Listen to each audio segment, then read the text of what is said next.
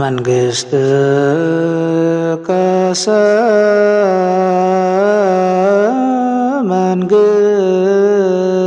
መንግሥት ዘለኩሉ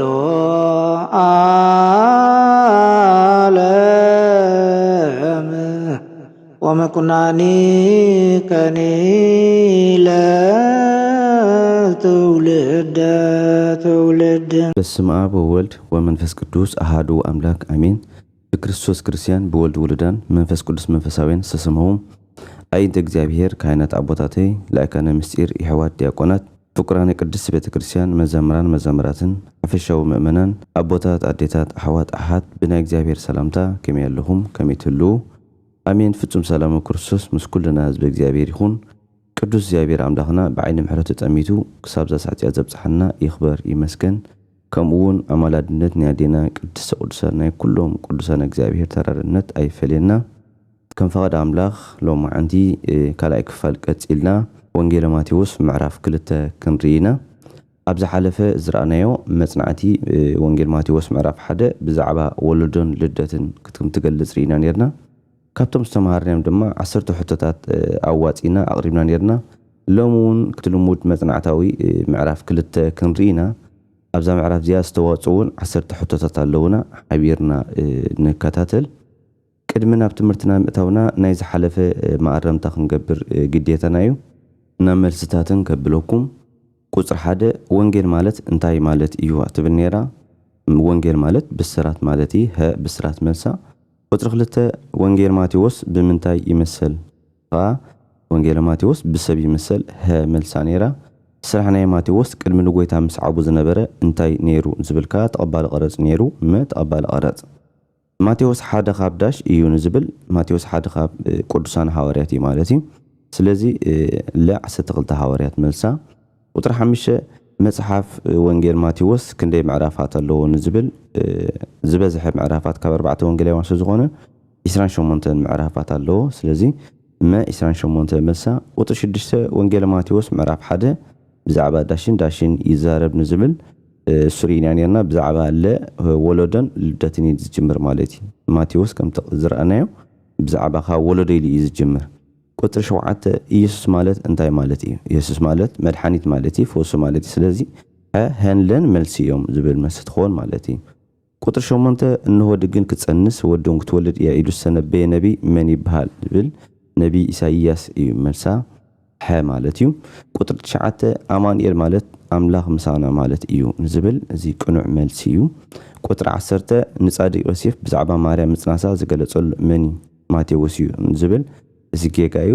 ማርያም ከምታይ ከም ፀነሰት ዝገለጸሉ ብግብሪ መንፈስ ቅዱስ እያ ኢሉ ዝገለጸሉ መልአከ እግዚአብሔር እዩ ማለት እዩ።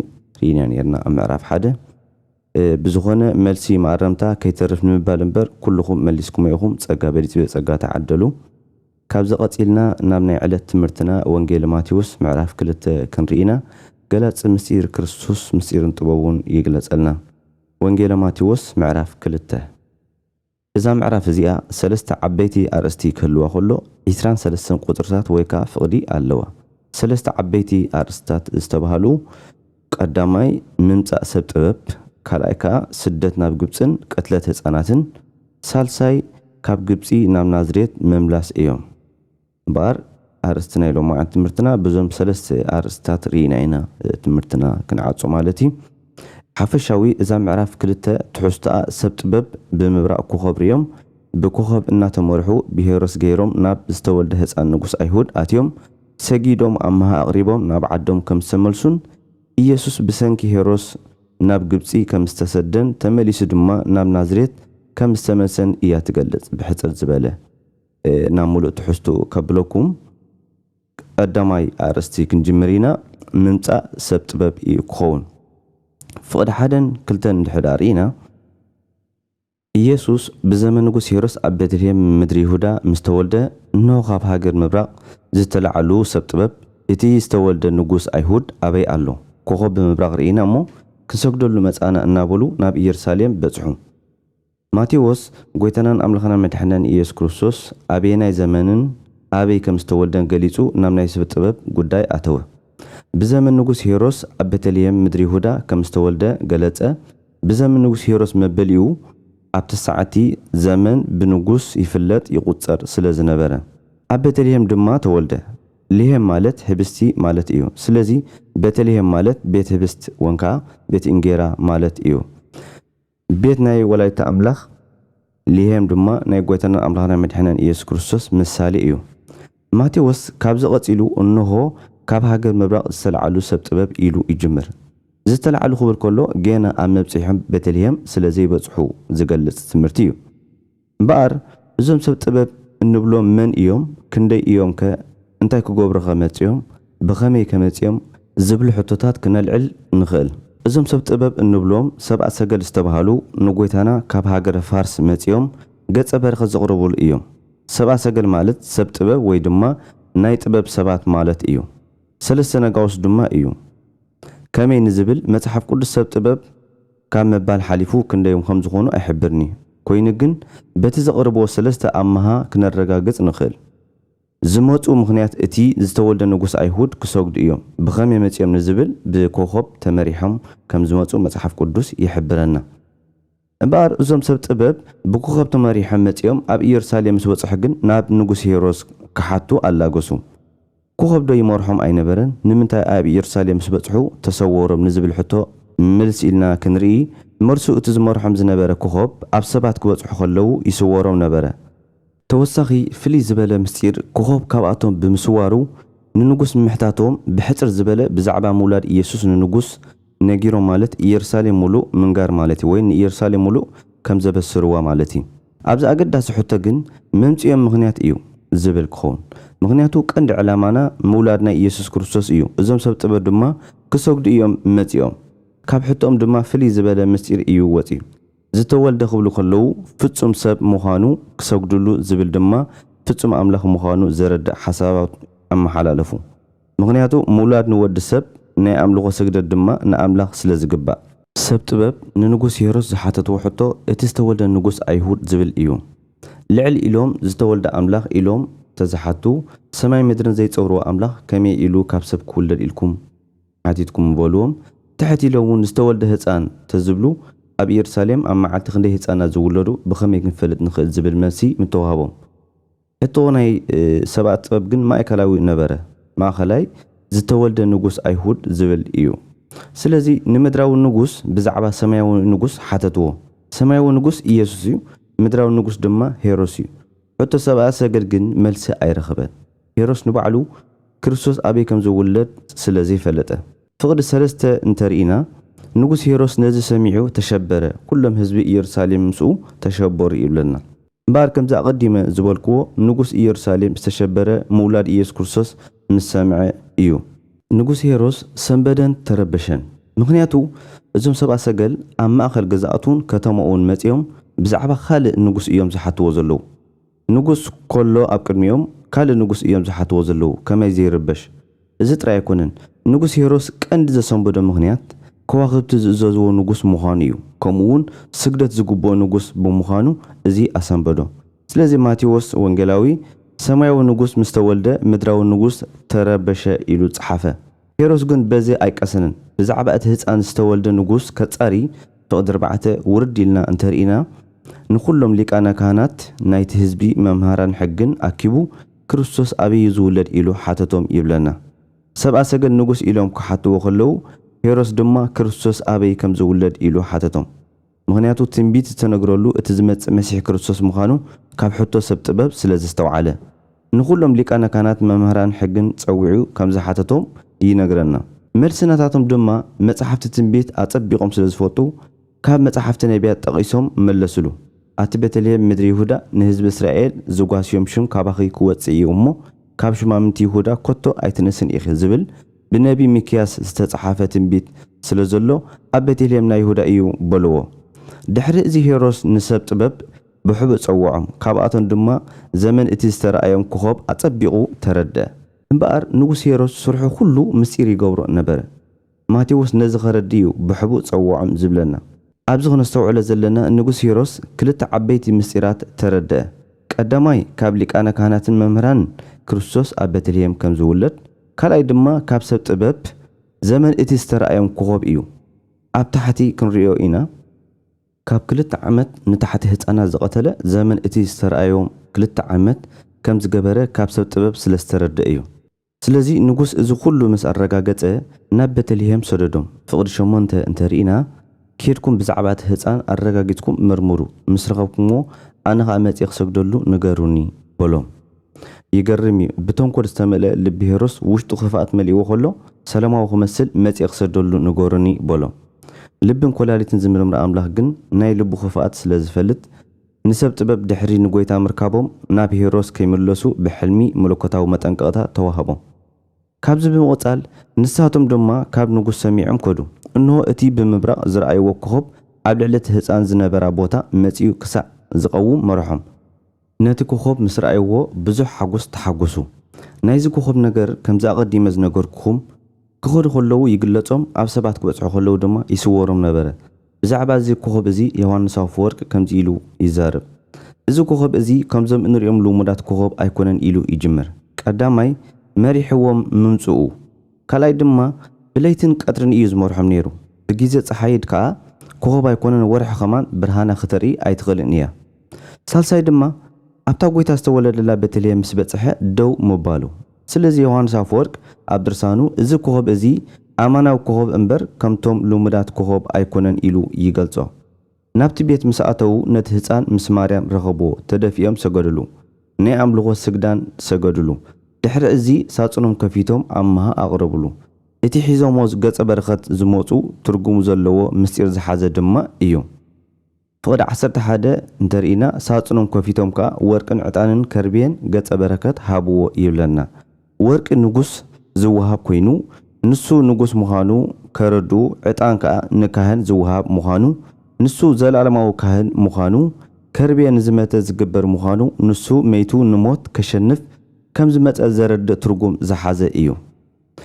እዚ ድሕሪ ምፍጻሙ ከምቲ ኣቐዲመ ዝበልኩኹም ናብ ሄሮስ ከይመለሱ ኣምላኽ ብሕልሚ ኣጠንቀቖም። ብኻልእ መገዲ ናብ ሃገሮም ድማ ተመልሱ። ቀዳማይ ርእስና ርኢና ናብታ ካልእቲ ርእስና ክንኣቱ ኢና። ካልእቲ ርእስና እንታይ እያ ትብል? ስደት ናብ ግብፅን ቀትለት ህፃናትን እያ ትብል። እዛ ርእሲ እዚኣ እንተስተውዒልናላ ካብዝን ክሪአን ፀናሕና ዝመንጨወት ወንካ እናተኣሰራ ዝተኸተለት እያ። ምክንያቱ ስደት ድመፀ ብምክንያት ክፍኣት ናይ ሄሮስ እዩ፣ ከምኡውን ህፃናት እውን ብጭካነ ናይ ሄሮስ እዩ። ምክንያቱ ሰብኣ ሰገል እቲ ሄሮስ ይደልዮ ዝነበረ ናብ ኢየሱስ ክርስቶስ ክኸይድ፣ ሰብኣ ሰገል ከኣኒ ብናይ እግዚኣብሔር ዝተዋህቦም መጠንቀቕታ ብኻልእ መገዲ ዝተሰመሱ ከም ዘሽክዕዎ ስለዝፈለጠ በዚ መሰረት ንኢየሱስ ክርስቶስ ክቆትሎ ይደሊ ስለዝነበረ ኢየሱስ ክርስቶስ ንግብፂ ከም ዝተሰደን እዞም ህፃናት እዚኣቶም ከኣኒ ንኢየሱስ ክርስቶስ ንምርካብ ኢሉ ዝተቆትሉ ህፃናት እዮም። ታርእሲ እዚኣ ብከምዚ ዝሓዘት እያ። ናብ ትሕዝቶ ኣኸብለኩም። መልኣኽ ብሕልሚ ንዮሴፍ ሄሮስ ነቲ ህፃን ክቆትሎ ይደሊ ኣሎ እሞ ተንስ ነቲ ህፃን ናዲን ሒዝካ ንግብፂ ህደም በሎ፣ ክሳዕ ዝነግረካ ኣብኡ ፅናሕ በሎ። እቲ መልኣኽ ንዮሴፍ ዝበሎ ክሳዕ ዝነግረካ ኣብኡ ፅናሕ እዩ። ዮሴፍ እምበኣር ናይ ምኻዳ እምበር ናይ ምምላስ መዓስ ከም ዝምላስ ኣይፈለጠን ነይሩ፣ ኣይሓተተን እውን። መልኣኽ ክሳዕ ክነግረካ ምስ በሎ ከምቲ ዝበሎ እዩ ዝገበረ። ቅዱስ ዮሃንስ አፈወርቅ ከምዚ ይብል፣ እቲ መልኣኽ ሄሮስ ነቲ ህፃን ክቆትሎ ይደሊ ኣሎ እሞ ሒዝካ የኺድ ህደም ምስ በሎ፣ ዮሴፍ ግን ምሽዳኣ ንህዝቢ ከድሕኖም እዩ መፅእ ኢልካኒ ንህዝቢ ይትረፍ ንነብሲ ከድሕነ ኣይከኣለን ሒዝካ የህደም ትብለና ኣለኻ ኢሉ ኣይሓተቶን። ብፍጹም እምነት ከይተጠራጠረ ትእዛዝ መልኣኽ ፈጸመ። ጎይታ ንምንታይ ንግብፂ ተሰደ ንዝብል ቀዳማይ ትንቢት ክፍጽም እዩ። ፍቕዲ 15 እንተሪኢና እቲ እግዚኣብሔር ብነቢ ንወደይ ካብ ግብፂ ዝፀዋዕኽዎ ዝብል ምእንቲ ክፍጸም ድማ ሄሮስ ክሳዕ ዝመውት ኣብኡ ጸንሐ ስለ ዝብል ነዚ ትንቢት ዝተነበየ ነቢ ሆሲዕ ኮይኑ ምዕራፍ 11 ፍቕዲ 1 ክንረኽቦ ንኽእል። ካልኣይ ድማ ካብ ንእስነት ኣትሒዙ ተኣምራት ተዝገብር ከም ሰብ እንተዘይሃድም ከም ሰብ ኣይምተቆፅረን ይብል ዮሃንስ አፈወርቅ። ሳልሳይ ነጥቢ ናይ ደቂ ሰባት ወኪል ኮይኑ ምህዳሙ ንኽፉእ ብኽፉእ ዘይምቁዋም ዘመልክት እዩ። እዚ ማለት እሳት ብእሳት ኣይጠፍን እዩ፣ እሳትሲ ብማይ እዩ ዝጠፍእ። ስለዚ ነቲ ተላዒሉ ዝነበረ ክፍኣት ክሳዕ ዝመውት ናብ ግብፂ ተሰደ ወይንካ ረሓቐሉ። ንጉስ ሄሮስ እቶም ሰብ ጥበብ ከም ዘላገፁሉ ምስ ፈለጠ ተቆጣዕ እሞ ንክርስቶስ ክረክብ በቲ ዝሓበርዎ ዘመን ካብ ወዲ 2 ዓመት ንታሕቲ ዘለዉ ንጹሃት ህፃናት ኣቕተለ። እቲ ኣብ ራማ ድምፅን ብዙሓት ዋይዋይታ በኽያትን ተሰምዐ። ራሄል ምእንቲ ደቃ በኽየት ሞይቶም እዮም እሞ ምፅናዕ ዓብየት ዝብል ብነቢ ኤርምያስ ዝተነበየ ትንቢት ድማ ተፈጸመ። ንጉስ ሄሮስ ኩሉ ሓሳባቱ ምዃን ምስ ኣበዮ እቲ ዝነበሩ ክፍኣትን ወይ ከዓ ጭካንን ኣብ ልዕሊ ህፃናት ኣውረዶ ንሓደ ሰማያዊ ንጉስ ክረክብ ከተማ ሙሉእ ዘለዉ ህፃናት ኣቕተለ ኣብ መወዳእታ ድማ እቲ ንግስነቱ ክብል ብዙሓት ነፍሳት ዝቐተለ ሄሮስ ሞተ ታሳሲት ርእስና ናይ መወዳእታ ክንርኢ ኢና እታ ርእስና እንታይ ትብል ጎይታ ካብ ግብፂ ናብ ናዝሬት ከም ዝተመልሰ እዚ ኣርእስቲ እውን መዛግርያ ፀናሕና ሓንቲ እያ ምክንያቱ ሄሮስ ድሕሪ ሞቱ ክርስቶስ ናብ ናዝሬት ከም ዝምለስ ከምቲ መልአክ እግዚአብሔር ኣቐዲሙ ንዮሴፍ ዝነገሮ ከም ዝምለስ ይዝነግረና ድሕሪ ሄሮስ ምሟቱ ኢየሱስ ክርስቶስ ከም ዝተመሰ ትገልጽ ኣርእስቲ እያ ፍቅዲ 19 እንተርኢና ሄሮድስ ምስ ሞተ እነሆ ኣብ ግብፂ መልአክ እግዚአብሔር ንዮሴፍ ብሕልሚ ተራእዮ እቶም ነዚ ህፃን ክቐትልዎ ዝደልዩ ዝነበሩ መይቶም እዮም እሞ ተንስእ ነቲ ህፃን ናድዩን ሒዝካ ናብ እስራኤል ተመለስ ዝብል ብስራት ኣበሰሮ ጻድቕ ዮሴፍ ምስ ወላዲተ ኣምላኽ ቅድስቲ ድንግል ምስ ፍቁር ወዳም ኮይኖም ካብ ግብፂ ብብዙሕ መከራ ይነብሩ ዝነበሩ ካብኡ ምውፃእናዓቶም ዓብይ ብስራት እዩ ተወሳኺ እቲ ቀታሊ ብዙሓት ሄሮስ ከም ዝሞተ ስለዝተነግሩ ድሕሪ ሄሮስ ድማ ንጉስ ኣርኬላዎስ ኣብ ክንዲ ኣቡ ሄሮስ ነገሰ ኣብ መወዳእታ ፍቅዲ 23 እንተርኢና ድማ ከምቲ ብነቢያት ናዝራዊ ክበሃል እዩ ዝተባሃለ ምእንቲ ክፍፀም ናዝሬት ናብ እትበሃል ዓዲ መፂኡ ተቐመጠ ይብለና እምበኣር ካብዛ ምዕራፍ 2 ዘጽናዕናዮ ሰብ ጥበብ ብኮኸብ ተመሪሖም ንክርስቶስ ክሰግዱ ከም ዝመጹን ክርስቶስ ካብ ሄሮስ ሃዲሙ ናብ ግብፂ ከም ዝኸደን ሄሮስ ድማ ብንጹሃት ህፃናት ከም ዝቐተለ ሄሮስ ምስ ሞተ ድማ ክርስቶስ ናብ ናዝሬት ከም ዝተመልሰ ትሕብረና ስለ ቃላቱ ዝኸበረን ዝተመስገነን ይኹን ኣሜን እምበኣር ከምቲ ልሙድ ካብዚ ክንመሃሩ ዝጸናሕና ዝተዋፅኡ 10 ሕቶታት ኣለውና ንበረኸት ክኾነና መልሲ ብምሃብ ሓቢርና ንሳተፍ ናብ ሕቶታት ከብለኩም ነዞም ዝስዕቡ እምረጽ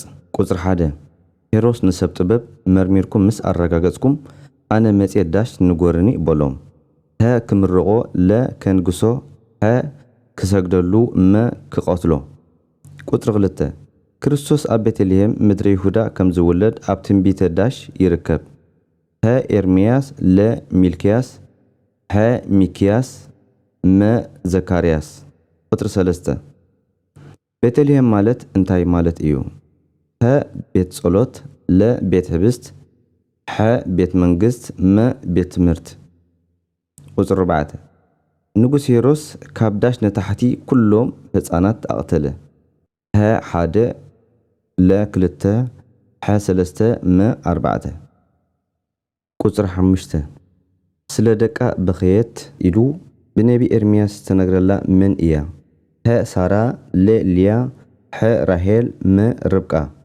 ቁጥሪ 6 ንወደይ ካብ ግብፂ ፀዋዕኽዎ ዝብል ትንቢት ኣበይ ይርከብ ሀ ሆሲ 1:11 ለ ሆሲ 11 ፍቅዲ 1 ሐ ሆሲ 2 ፍቅዲ 11 መ ሆሲ 11 ፍቅዲ 2 ባዶ ቦታ ምላእ ሰብኣ ሰገል ዘቕረብዎ ኣመሃ ዳሽን ዳሽን ዳሽን ይበሃል ቁጥሪ 8 ንሰብ ጥበብ መሪሕዎም ዝመፀ ዳሽ እዩ ቁጥሪ 9 እቲ ብነቢያት ዳሽ ክበሃል እተባሃለ ምእንቲ ክፍፀም ናብ ዳሽ እትበሃል ዓዲ መፀ ተቐመጠ ቁጥሪ 10 ትርጉም ገጸ በረኸት ወርቅን ዕጣንን ከርቤን እንታይ እዩ ብሓፂር ግለጽ ስድራ እግዚአብሔር ናይ ሎማዓንቲ ዝነበረናን ትምህርትን ሕቶን መልስን ነዚ ይመስል ስለ ቃላቱ ዝኸበረን ዝተመስግነን ይኹን ማዕረምታ ኣብ ዝመጽእ ሳልሳይ ክፋል ክንሪኤና ሓቢርና ናይ እግዚአብሔር ምሕረት ናይ ወላዲተ ኣምላኽ ኣማላድነት ኣይፈልየና ኣብ ጸሎትኩም ዘኩርኒ ወስብሐት ለእግዚአብሔር